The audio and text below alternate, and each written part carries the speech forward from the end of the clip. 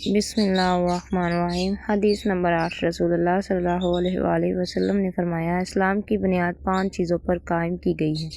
اول، گواہی دینا کہ اللہ کے سوا کوئی معبود نہیں، بے شک حضرت محمد صلی اللہ علیہ وآلہ وسلم اللہ کے سچے رسول ہیں، اور نماز قائم کرنا اور زکوٰۃ ادا کرنا اور حج کرنا اور رمضان کے روزے رکھنا۔ حدیث نمبر 8 کی تشریح۔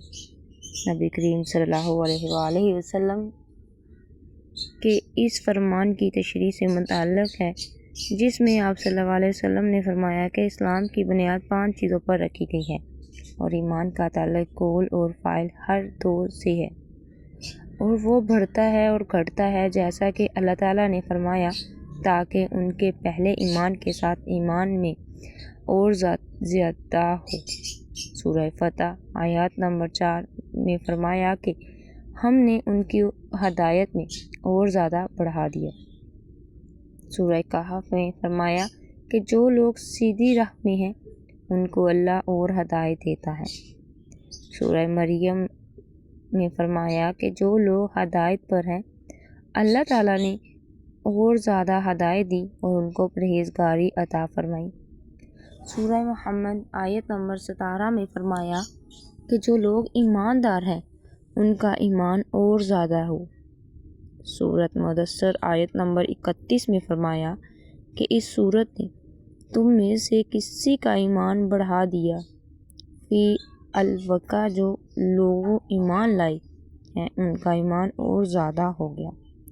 سورہ توبہ آیت نمبر 126 میں فرمایا کہ منافقوں نے مومنوں سے کہا کہ تمہاری بربادی کے لیے لوگ بکثرت جمع ہو رہے ہیں، ان کا خوف کرو۔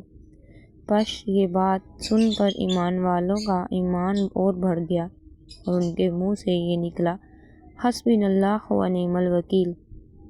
سورہ العمران آیات نمبر 173 میں فرمایا کہ میں ان کا اور کچھ نہیں بڑھا، ہاں ایمان اور اطاعت کا شیوا ضرور بڑھ گیا۔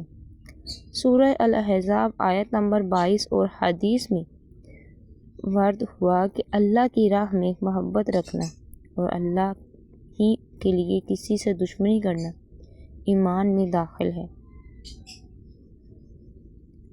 اور خلیفہ عمر بن عزیز رحمۃ اللہ نے عدی بن عدی کا لکھا تھا کہ ایمان کے اندر کتنے ہی فرائض اور عقائد ہیں اور حدود ہیں اور مختصر مسنون باتیں ہیں جو سب ایمان میں داخل ہیں، بس جو ان سب کو پورا کرے اس نے اپنا ایمان پورا کر لیا، اور جو پوری طور پر ان کا لحاظ رکھے نہ ان کو پورا کرے اس نے اپنا ایمان پورا نہیں کیا۔ بس اگر میں زندہ رہا تو ان سب کی تفصیل معمولات تم کو بتلاؤں گا تاکہ تم ان پر ایمان عمل کرو، اور اگر میں مر ہی گیا تو مجھ کو تمہاری محبت میں زندہ رہنے کی خواہش بھی نہیں۔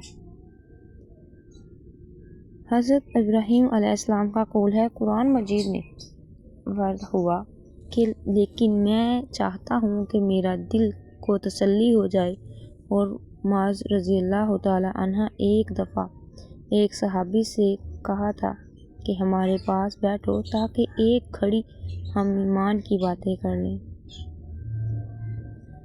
اور حضرت عبداللہ بن مسعود رضی اللہ تعالیٰ عنہ نے فرمایا تھا کہ یقین پورے ایمان ہے اور صبر آدھا ایمان ہے۔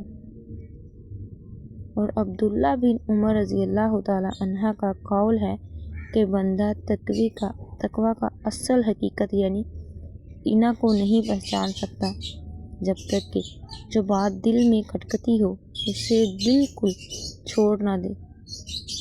اور مجاہد رحمۃ اللہ علیہ آیت کریم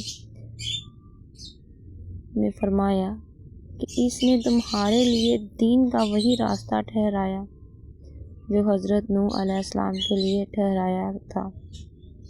اس کا مطلب یہ ہے کہ اے محمد، ہم نے تم کو اور نوح کو ایک ہی دین کے لیے وصیت کی ہے۔